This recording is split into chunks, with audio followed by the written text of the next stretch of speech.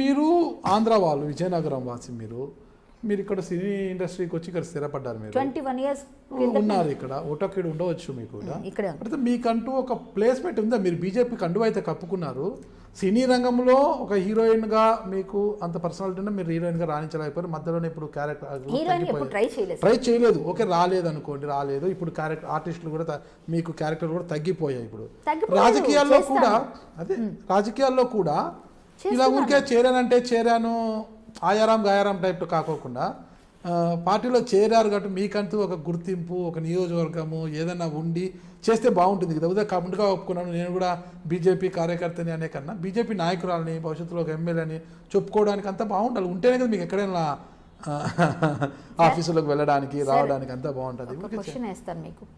మీరు పుట్టగానే నాగరాజ్ అయిపోయారా? నాగరాజ్ అని పేరు పెట్టారు మీకు. ఫస్ట్ మీరు ఎవరో ఒక చిన్న బాబు, తర్వాత పేరు పెట్టారు మీకు. పేరు పెట్టిన తర్వాత మీరు పెరిగారు, విద్యాభ్యాసం చేశారు, తర్వాత మీకు అవగాహన ఆకలింపు చేసుకున్నారు, సమాజంలో ఏం జరుగుతుందో తెలుసుకున్నారు, తర్వాత మీరు నాయకుడిగా, విద్యార్థి నాయకుడిగా దేనిగో మీరు ట్రై చేసి ఉంటారు.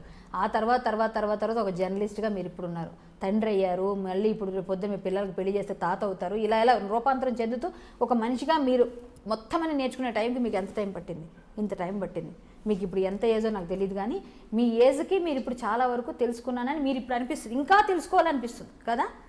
సేమ్ అదే కదా సార్. ఇప్పుడు కరాటే కళ్యాణ్ ఎక్కడి నుంచో వచ్చి ఎక్కడో పుట్టి ఎక్కడో చేసి ఎక్కడో ఉన్న అమ్మాయి ఇండస్ట్రీలో ఒక 10 మంది పెద్దలు ఉన్న మా అసోసియేషన్లో నిలబడి నేను కూడా ఫైట్ చేస్తాను, నేను పోటీ చేస్తాను. మా అసోసియేషన్ పరిశ్రమ వేరు, రాజకీయాలు చెప్తాను సార్. అక్కడ నుంచి లింక్ అవుతుంది, అది లింక్ అవుతుంది.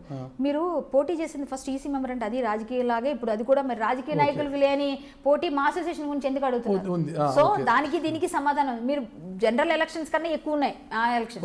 సో మీరు ఒప్పుకుంటారుగా, దానిలో నేను పోటీ చేశాను, నెగ్గాను, నాదంటూ ఒక మార్క్ వేసుకున్నాను అక్కడ కూడా. సో నేను ఓడిపోవచ్చు, ఈరోజు మళ్ళీ గెలవచ్చు, అది కాదు. కరాటే కళ్యాణ్ మంచి చేస్తుందని ఒక మనస్తత్వం మనసులో అందరూ ఉంది కదా, ఇది చాలు. ప్లస్ నేను ఎప్పుడు పేద ఆర్టిస్టుల వైపు, పేదవాళ్ళ వైపే ఉన్నాను. నా మనస్తత్వం అదే, నేను హెల్పింగ్ నేచర్. ఈరోజు నాకు బీజేపీలో జాయిన్ అవ్వగా నాకు ఒక పొజిషన్ రావాలి, నేను ఒక ఇది రావాలి అని నేను అనుకోను. నేను సామాన్య కార్యకర్తగా జాయిన్ అయ్యాను.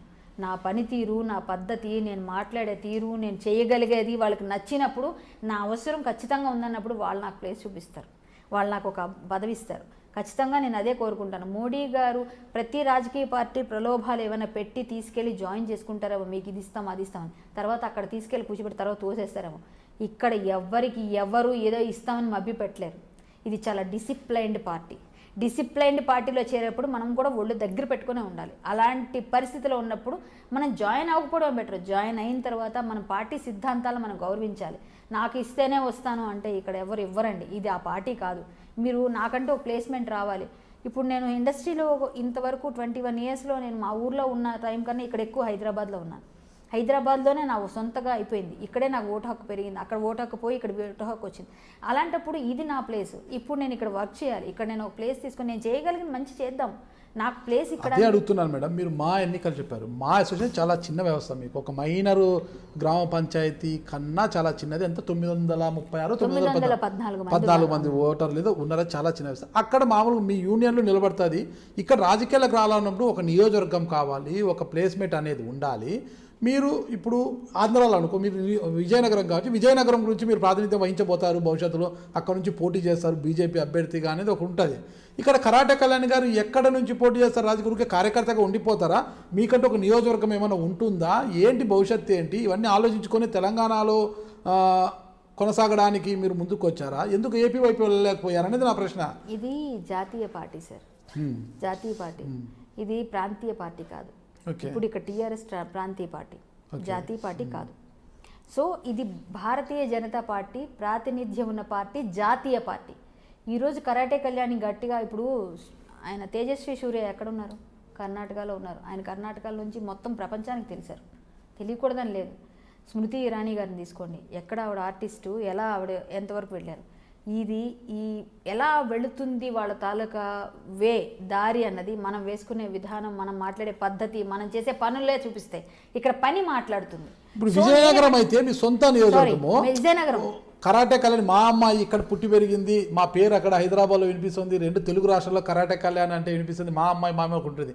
హైదరాబాద్కి వచ్చినప్పుడు మిమ్మల్ని ఒక ఆర్టిస్ట్గానే చూస్తారు, తమ మనిషిగా చూడరు, ఒక ఆర్టిస్టుగానే చూస్తారు, వినోదాన్ని అందించే ఒక ఆర్టిస్ట్గానే చూస్తారు తప్పితే తమ మనిషిగా ఓన్ చేసుకోలేరు. విజయనగరం వాసులు మిమ్మల్ని ఓన్ చేసుకుంటారు. కానీ విజయనగరం వెళ్ళకూడదనే రూల్ లేదు కదా, పార్టీ పంపిస్తే వెళ్తామేమో, రూల్ అయితే లేదు కదా. ఈ రోజు విజయనగరం ప్రక్కన మీరు తెలంగాణలో నేను ఉండడానికి జాతీయ పార్టీలో నేను ఢిల్లీలో జాయిన్ అయ్యి వచ్చాను. యాక్చువల్లీ ఎవరు సమక్షంలో జాయిన్ అయ్యారు? అక్కడ ఎంపీలో. ఎందుకంటే మనకి ఇప్పుడు కోవిడ్ ఆంక్షల వల్ల పెద్దవాళ్ళు కొంతమంది వెళ్ళి కలిసే అవకాశం లేదు. బట్ నేను 10వ తారీఖునే నేను జాయిన్ అయిపోయాను బీజేపీ పార్టీలో. బట్ అది చెప్పడానికి మనకు ముహూర్తం కోసం నేను వెళ్ళి జాయిన్ అయ్యి ఉండొచ్చు. 15 ఇక్కడ నేను అనౌన్స్ చేశాను. బట్ నేను అలాంటప్పుడు నేను ఇక్కడ జాయిన్ అవుతున్నప్పుడు నేను తెలంగాణలో జాయిన్ అయినా, ఆంధ్రాలో జాయిన్ అయినా, నేను ఢిల్లీలో జాయిన్ అయ్యి వచ్చాను. నేను ఎక్కడైనా వర్క్ చేయొచ్చు, వర్క్ చేయడానికి పార్టీ ఈమె ఇక్కడికి వెళ్ళి వర్క్ చేయండి అని చెప్పొచ్చు. నేను ఎమ్మెల్యే క్యాండిడేటు అని వాళ్ళు అనుకుని వాళ్ళు ఇచ్చినప్పుడు నేను అక్కడికి వెళ్తాను. నేను ఆశతో నాకు ఎమ్మెల్యే వస్తుంది, ఎంపీ వస్తుంది అని నేను వెళ్ళలేదు. ఏ రోజు నేను భారతీయ జనతా పార్టీకి నేను అట్రాక్ట్ అయ్యాను. భారతీయ జనతా పార్టీ నాకు నచ్చింది సిద్ధాంతం. ఆ సిద్ధాంతం చిన్నప్పుడు మా స్కూల్లో ఆర్ఎస్ఎస్ వాళ్ళు చేసే అక్కడ వాళ్ళు మామూలుగా నమస్తే సదా వత్సలని పాడేటప్పటి నుంచి నాకు మైండ్లో ఉంది.